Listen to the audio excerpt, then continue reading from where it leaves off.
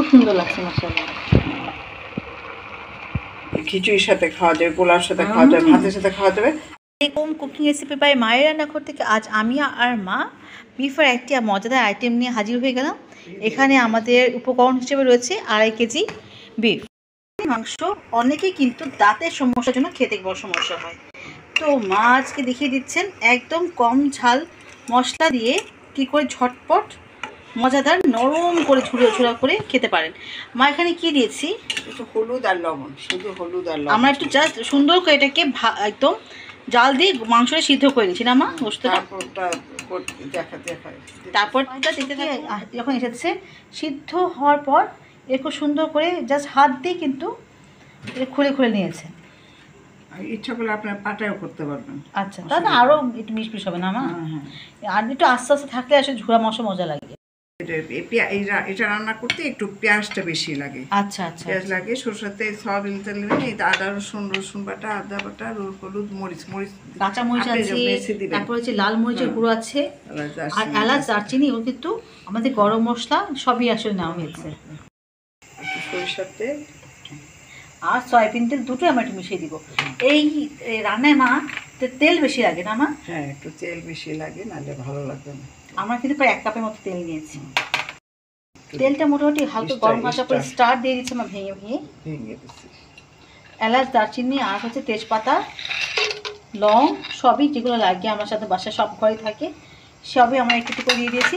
এখন হালকা গরম করে আমরা ফোড়ন তুলব। পেঁয়াজ কিন্তু আমরা এখানে দিয়ে দিয়েছেন যথেষ্ট পরিমাণে পেঁয়াজ দিয়েছেন, প্রায় 2 কাপের মতো, যেটা আমাদের প্রায় 1.5 কেজি থেকে 2 কেজির মতো আমাদের হচ্ছে আমাদের রয়েছে। এখন আমাদের সুন্দর করে কিন্তু ট্রান্সপারেন্ট এসেছে আর একটু কমে এসেছে। এখন আমরা আমাদের যে বাটা মশলাগুলো আছে, আদা বাটা, রসুন বাটা, পেঁয়াজ বাটা, 3টে আমরা কিন্তু আধা কাপ করে দিচ্ছি 1.5 কেজির জন্য। যদি একটু মশলা ভালো বেশি দিতে হয় ভালো লাগবে না, তাহলে খাবারটা টেস্ট হয় না। গুঁড়া, জিরা, ধনে গুঁড়ো সবই 1 চামচ করে দিয়েছি। এইটা বেশি ব্যবহার করে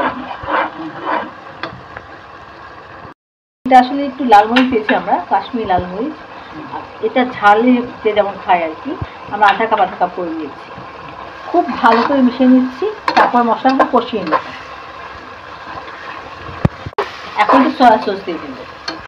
সয়া সস দিচ্ছি মা প্রায়, এটা আমরা প্রায় 2-4 চামচের মতো। আর এছাড়া ভিনেগার দিচ্ছে মা 1 চামচ মতো। মা কেন দিচ্ছি ভিনেগার? সফট হবে আর নরম হবে, সুন্দর হবে। আবার মা এটা মনে হয় অনেকদিন সংরক্ষণও করা যাবে না চাইলে, ঝোড়া মাংস তো এটা কিন্তু খুব ড্রাই খাবার, এটা চাইলে কিন্তু আমরা ডিপ ফ্রিজে সংরক্ষণ করতে পারবো।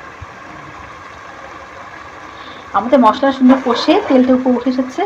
এখন আমরা আমাদের আগে থেকে করে রাখা এই ঝুড়ি করে রাখা মাংস, সিদ্ধ করে রাখা মাংসটা আমরা দিয়ে দিচ্ছি।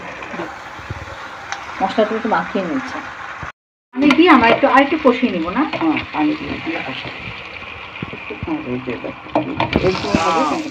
একটু আমরা পানি অ্যাড করে নিয়েছি। আর মাসে বলছি আসলে এটা এমন একটা খাবার, এটা বাচ্চা বুড়ো বয়স্ক সবাই আসলে খেতে পারবে। এটা অতি আনন্দে খুবই সুস্বাদু হবে। গুঁড়া খিচুড়ি, ল্যাটকা খিচুড়ি সব রকম খিচুড়িতে খাওয়া যাবে, ভাতের সাথে তো অবশ্যই খাওয়া যাবে, পরোটার সাথে খাওয়া যাবে, পান্তা ভাতেও খাওয়া যাবে।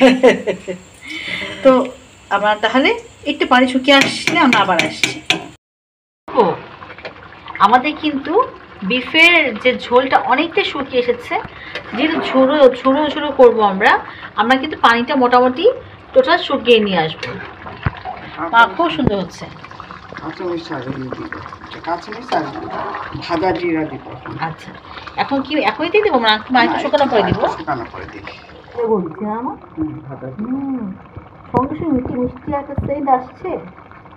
আলহামদুলিল্লাহ একদম কমপ্লিট হয়ে গিয়েছে ঝুড়ো মাংস। রেসিপিটা পাশে দেখতে পাচ্ছেন আপনারা। আর কিন্তু একদম ড্রাই করি না, একটু জুসি থাকলে হয় কি, এটা আমার ফ্যামিলির সবাই খুব পছন্দ করি। আপনি এভাবে ট্রাই করতে পারেন। আর যারা একটু ড্রাই পছন্দ করেন তাহলে আর একটু শুকিয়ে নেবেন। তৈরি হয়ে গেল মজাদার বিফ হচ্ছে ঝুড়ি। শেষ পর্যন্ত দেখে যদি ভালো লেগে থাকে অবশ্যই দয়া করে সাবস্ক্রাইব করবেন, লাইক করবেন, কমেন্টস করতে ভুলবেন না।